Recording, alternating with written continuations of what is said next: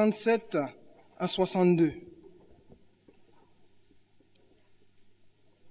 Je vais lire pour gagner un peu de temps. Donc Luc 9, versets 57 à 62.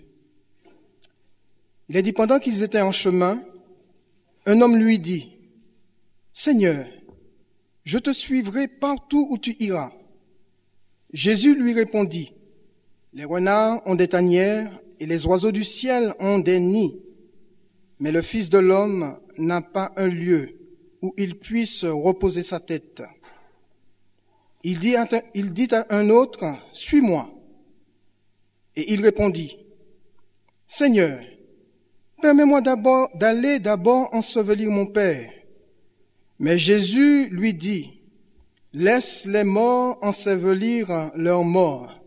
Et toi, va annoncer le royaume de Dieu. » Un autre dit, « Je te suivrai, Seigneur, mais permets-moi d'aller d'abord prendre congé de ceux de ma maison. » Jésus lui répondit, « Quiconque met la main à la charrue et regarde en arrière n'est pas propre au royaume de Dieu. » Amen. Nous allons prier quelques instants. Seigneur, nous te bénissons et nous te rendons, c'est vrai, toute la gloire ce soir, parce que tu es notre Dieu, tu es notre Père, tu es celui qui nous donne la force et la capacité de te suivre. De nous-mêmes, Seigneur, nous ne le pouvons pas. Et nous te remercions de ce que toi, tu nous as donné le Saint-Esprit. Seigneur, merci pour ces moments que nous passons dans ta présence. Merci pour ces chants qui sont montés vers toi, qui ont fait du bien à notre âme. Et merci aussi pour ta parole qui est esprit et vie, au travers de laquelle, Seigneur, tu veux nous parler, tu veux nous enseigner, tu veux nous encourager, tu veux nous reprendre, tu veux nous fortifier. Te demandons, Seigneur, ce soir, de te révéler à nos cœurs encore, de parler à nos cœurs encore par la personne du Saint-Esprit. Nous remettons toutes choses entre tes mains et nous te disons, notre Dieu, sois béni et glorifié dans le beau et précieux nom de ton Fils Jésus-Christ. Amen. Vous pouvez vous asseoir.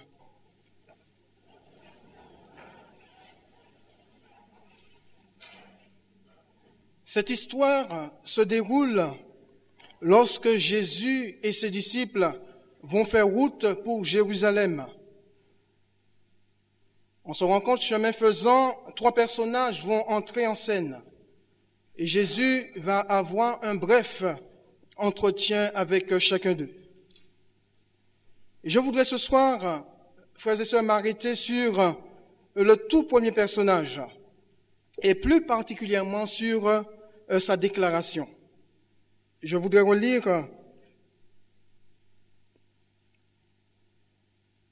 au verset 57, pendant qu'ils étaient en chemin, un homme lui dit, « Seigneur, je te suivrai partout où tu iras. » Jésus lui répondit, « Les renards ont des tanières et les oiseaux du ciel ont des nids, mais le Fils de l'homme n'a pas un lieu où il puisse reposer sa tête. » Amen. Nous voyons un homme qui fait route avec Jésus, va déclarer quelque chose. Ce premier personnage entre en scène et nous allons ce soir l'appeler Max. Et j'espère qu'au milieu de nous, il n'y a pas de Max. Et même si cela est le cas, il ne s'agit pas de vous. Parce que je crois qu'au travers de ce personnage, nous sommes tous, vous et moi, concernés par ce que le Seigneur veut nous enseigner. Amen. Donc, nous voyons Max qui s'approche de Jésus et qui déclare quelque chose avec une certaine force, une certaine assurance, avec de la puissance, en disant « Seigneur, je te suivrai partout où tu iras. » Quelle déclaration! Max est un homme religieux parce que Matthieu le révèle comme étant un scribe. Dans Matthieu chapitre 8 au verset 18, un scribe, c'est un homme cultivé, c'est un docteur de la loi, un homme qui a le désir de suivre Jésus et qui va le révéler au travers d'une déclaration, je dirais, audacieuse.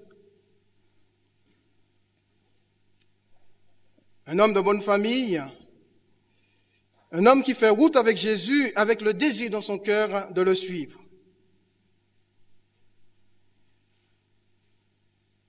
Je crois qu'il n'y a pas de plus beau désir que peut exprimer un homme ou une femme ou même un enfant lorsqu'on lui a présenté le Seigneur Jésus,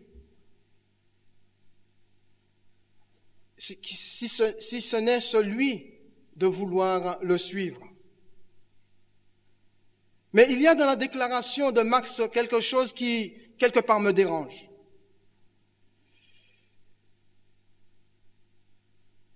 Nous allons nous arrêter quelques instants sur cette déclaration.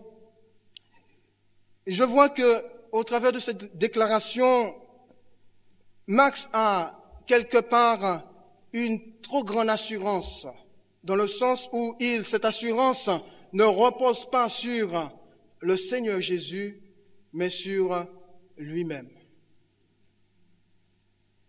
sur ses connaissances. Il pense peut-être parce qu'il est docteur de la loi, que parce qu'il a de la connaissance, qu'il est en mesure ou qu'il a la capacité de suivre Jésus. La question que je pose ce soir, qui est suffisant pour suivre le Seigneur? Qui peut prétendre ou qui peut déclarer d'une manière audacieuse, comme Max, « Seigneur, je te suivrai partout où tu iras ». Personnellement, je ne peux pas le faire. Parce que je sais que je ne peux pas suivre le Seigneur de mes propres forces, avec mes propres connaissances. De moi-même, je ne peux pas le suivre. Qui peut prétendre ce soir pouvoir le suivre sans sa force, sans sa puissance?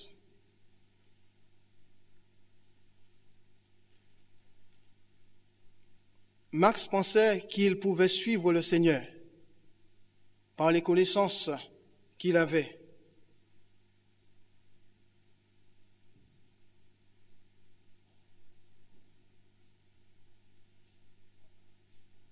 Vous savez, nous pouvons avoir des connaissances dans des domaines, des connaissances qui peuvent nous permettre de dire « je peux faire ci » ou « je peux faire ça » ou « j'ai la capacité de faire ci » ou « j'ai la capacité de faire ça ».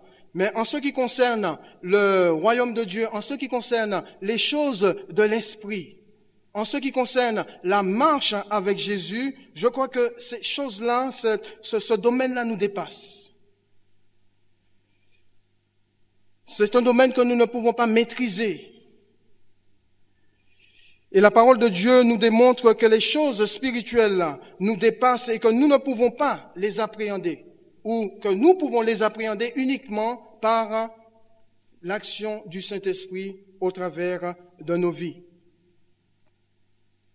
Alors comment peux-tu croire pouvoir suivre le Seigneur par tes propres forces? Comment peux-tu croire pouvoir suivre le Seigneur en t'appuyant sur tes propres connaissances? Sache que le Saint-Esprit est indispensable. Il est indispensable dans ta vie, il est indispensable dans ma vie pour te permettre ou pour nous permettre de le suivre fidèlement. La vie avec Jésus est un domaine que nous ne connaissons pas et que nous pouvons découvrir uniquement petit à petit par sa grâce. Et c'est le Saint-Esprit, il demeure le seul qui connaisse, je dirais, les bons plans, c'est-à-dire les différents moyens qui te permettra de le suivre fidèlement. Et sache que, mon frère, ma sœur, sache que chaque pas que tu fais avec le Seigneur, que ce soit des pas de foi, chaque pas de foi que tu fais avec le Seigneur te permettra de rester debout. Et si tu restes debout, ce n'est pas par tes propres forces, ce n'est pas par ta propre capacité, c'est uniquement par la grâce du Seigneur Jésus.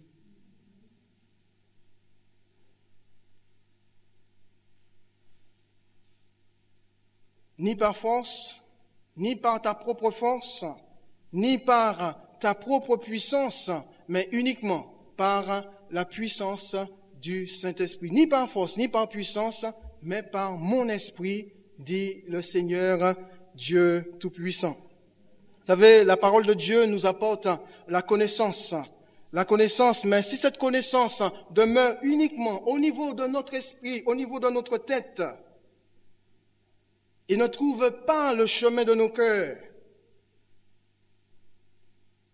nous ne serons que des hommes religieux, comme la plupart dans ce monde.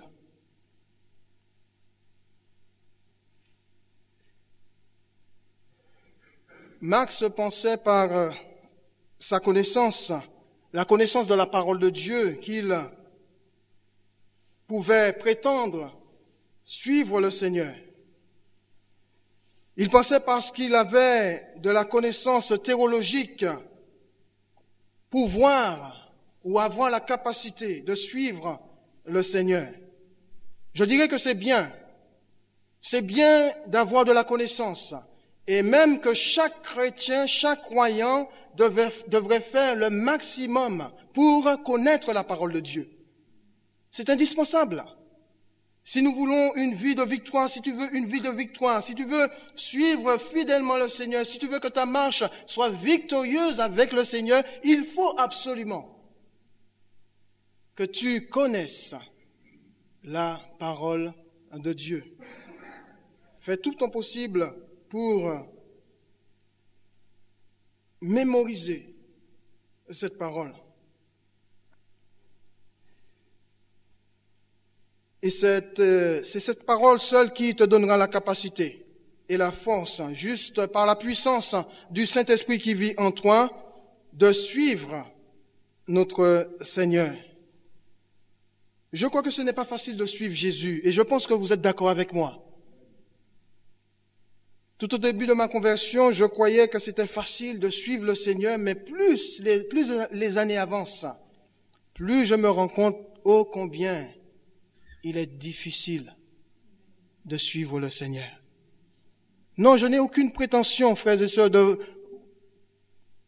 vouloir vous faire croire que pour moi c'est facile de suivre le Seigneur. Non, ce n'est pas facile de suivre Jésus.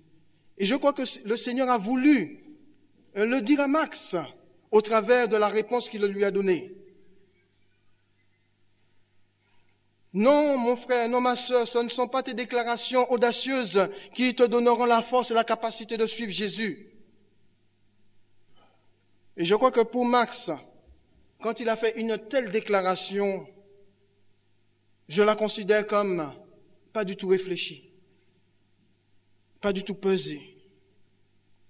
Je crois que la parole de Dieu, frères et sœurs, nous met en garde contre de telles déclarations irréfléchies. Et Jésus va prendre le soin d'avertir ses disciples par rapport à ces déclarations. Dans Marc, au chapitre 14, je voudrais lire avec vous, Marc 14, versets 27 à 31. C'est pas la peine de chercher. Je vais juste vous faire la lecture. Marc 14, versets 27 à 31. Jésus leur dit, Jésus est en train de parler à ses disciples, juste avant qu'ils soient arrêtés dans le jardin de Gethsémani. Vous serez tous scandalisés. Écoutez bien, car il est écrit, je frapperai le berger et les brebis seront dispersées.